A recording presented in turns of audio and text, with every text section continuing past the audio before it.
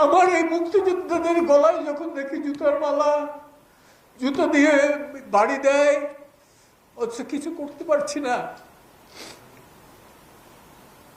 তখন আমার মনে হয় যে আত্মহত্যা করে বোধ হয়। 30 লক্ষ মানুষের রক্তের দাম বেশি না 2000, 3000, ইভেন যদি আমি বলি যে 1 লক্ষ মানুষ, যে কোনো হত্যার বিচার হওয়া উচিত। 14ই ডিসেম্বর এই যে বুদ্ধিজীবী হত্যা, এটা তো রচয়িতা এবং এক্সিকিউশনে জামাত বোধহয় টু নেশনস থিওরি, সেই টু নেশনস থিওরির কবরের উপর দাঁড়িয়ে বাংলাদেশ কিন্তু রচিত হয়েছে। আমি আবারও বলি রিপিটেডলি, জিন্নার দ্বিজাতি তত্ত্বের উপরে সে কবর দিয়ে কিন্তু বাংলাদেশের উৎপত্তি। অতএব এখানে সাম্প্রদায়িকতার কোনো জায়গা নেই। আজকে আমার চোখের সবচেয়ে বেশি পানি কেন জানেন? যে যখন দেখে যে মুক্তিযোদ্ধার গলায় জুতার মালা, যখন দেখে যে নুরুল হুদার গালে জুতা দিয়ে পিটায়, তখন মনে হয় যে এই জন্য আমার উদ্যুক্ত করা উচিত হয়। বিশ্বাস করুন, প্রতিটা রাত আমি কান্না করি যে কেন কি করতে পারতেছি না, আমার বয়সের কারণে, আমার শারীরিক কারণে। ছেড়ে দেওয়ার লোক আমি ছিলাম না, জীবনে কোনোদিন জ্ঞান তো কোনো অন্যায়ের সাথে আপোষ করি নাই। আমি পুত পবিত্র এটা বলবো না, কিন্তু জ্ঞানও তো আমি অন্যায়ের সাথে আপোষ করি নাই। আমার এই মুক্তিযোদ্ধাদের গলায় যখন দেখি জুতার মালা, জুতো দিয়ে বাড়ি দেয়, অথচ কিছু করতে পারছি না, তখন আমার মনে হয় যে আত্মহত্যা করে বোধ হয়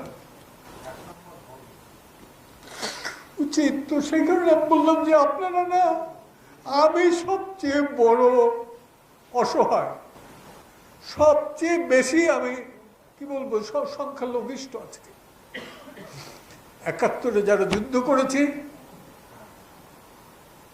অনেকেই আজকে কারাগারে, যারা বাইরে আছে তারা চলতে পারে না, আমার সব যোগাযোগ আছে সবাই।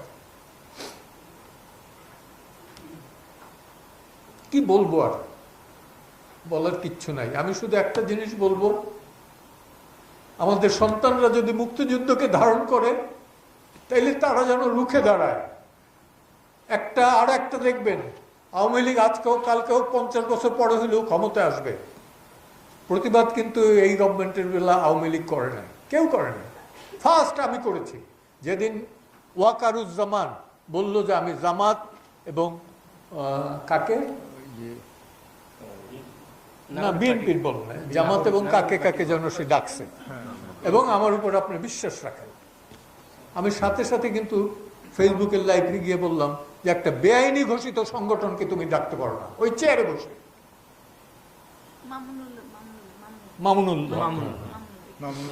ওই চেয়ারে বসে বেআইনি ঘোষিত যে সংগঠনটার কোনো ওই নাই। আরেকটা কথা বলি, 16ই ডিসেম্বর নিয়াজি যেটা স্বাক্ষর করেছিল এই রেস কোর্সে সারেন্ডারের যে ডকুমেন্ট, সেখানে লেখা আছে যে অক্সিলারি ফোর্স। তো এই জামাত ইসলাম 71-এ কিন্তু গভর্নর মালেকের নেতৃত্বাধীন যে ক্যাবিনেট ছিল, সেই ক্যাবিনেটে 3 জন মন্ত্রী ছিল, এবং তারা মুসলিম লীগও কিন্তু ছিল। মুসলিম লীগ কিন্তু সশস্ত্রভাবে কখনোই তারা রাজনৈতিকভাবে বিরোধিত করেছে, কিন্তু সশস্ত্রভাবে আমার জানা মতে সেইভাবে খুব একটা করে নাই। যেমন খুলনার সবুর খান খুব একটা করেছে বলে আমার জানা নাই, হইতে পারে। যেভাবে করেছে জামাত, অর্থাৎ আল বদর, আল শামস, রাজাকার এই গঠন করা, এবং 14ই ডিসেম্বর এই যে বুদ্ধিজীবী হত্যা, এটা তো রচয়িতা এবং এক্সিকিউশনে জামাত। এই জামাত কিন্তু 47-এর আগে পাকিস্তানের পক্ষে ছিল না। তারা বলছে পাকিস্তানের প্রতিষ্ঠাতা কায়েদে আজম না, ও হলো কাফির আজম। আমার কাছে একদম সরকারি ভাষ্য অনুযায়ী 54-র একটা দাঙ্গায় 5000 কাদিয়ানিকে হত্যা করছে এই মওদুদি, যে কারণে তার ফাঁসির আদেশ হয়। সেই ফাঁসির আদেশ থেকে তাকে যাবজ্জীবন কারাদণ্ড দেওয়া হয়। এবং পরবর্তীতে কিভাবে কিভাবে ফাঁকতালে তিনি বের হয়ে যান। এগুলো মওদুদির ইতিহাস।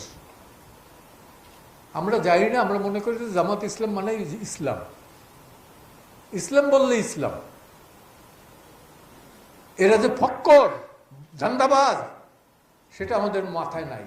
30 লক্ষ মানুষের রক্তের দাম বেশি না 2000, 3000, ইভেন যদি আমি বলি যে 1 লক্ষ মানুষ, যে কোনো হত্যার বিচার হওয়া উচিত।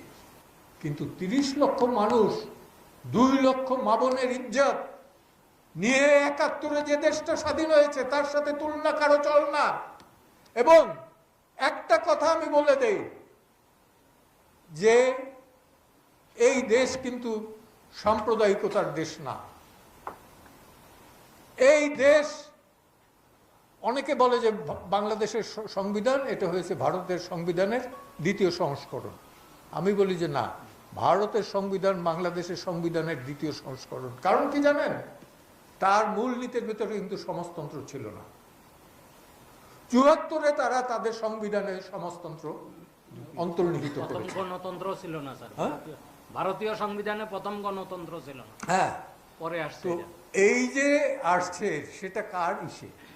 আমাদের সংবিধান তো 30 লক্ষ মানুষের রক্তে লেখা সংবিধান। ডক্টর কামাল হোসেনের নেতৃত্ব হয়েছে, তার পায়ের ওই ফজলুর রহমান, অ্যাডভোকেট ফজলুর রহমান বলেছিল যে তার মৌরি হওয়ার যোগ্যতা আছে কিনা আলী রিয়াজের। আমি ওই ল্যাঙ্গুয়েজ বলবো না, আমি বলবো যে আলী রিয়াজ অত্যন্ত দুঃসাহস না, আমি বলবো যে নাপিতের যে ডাক্তারি বিদ্যা সেই বিদ্যায় সে পারদর্শী হওয়ার চেষ্টা করছে। কিন্তু নাপিত নাপিতই থাকবে, ডাক্তার হতে পারবে না। তো ডক্টর কামাল হোসেন আগে, কিছুদিন আগেও বলতাম যে সারা পৃথিবীতে বাংলাদেশে চিনলে পরে 2টা লোক দিয়ে চিনত। একটা হলো বঙ্গবন্ধু, দ্বিতীয় হলো ডক্টর হোসেন। নোবেল অ্যাওয়ার্ড পাওয়ার পরে ডক্টর ইউনূস। নোবেল অ্যাওয়ার্ডের পর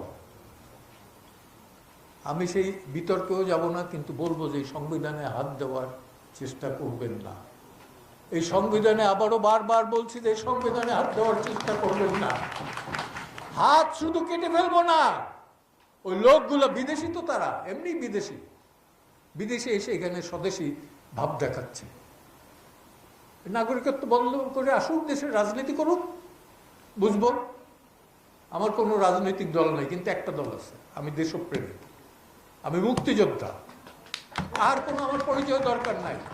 আমি মানবতার সেবা করতে চাই, করব, এবং আইনের শাসন চাই, আইনের সুশাসন চাই। আজকে যেটা আছে সেটা আইনের সুশাসন না। একটু আগে সুব্রত চৌধুরী যখন বলতেছিল যে, এবং মঞ্জিল বলতেছিল, আমি বললাম যে তুমি তো অ্যান্টিসিপেটরি বেইল, আগাম জামিনের কথা বলতেছো, রেগুলার বেইলই তো হয় না। একটা লোক মাসের পর মাস 10 মাস ধরে জেলে আছে, বারবার আনা হয় না। আগস্ট, এই যে এই আগস্টের মামলা তো শোনা যাবে না কেন? কেন?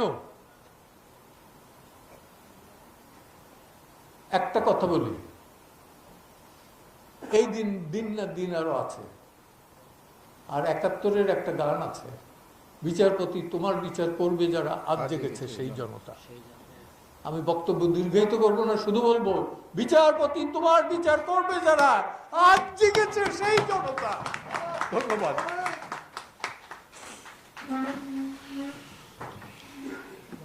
বলে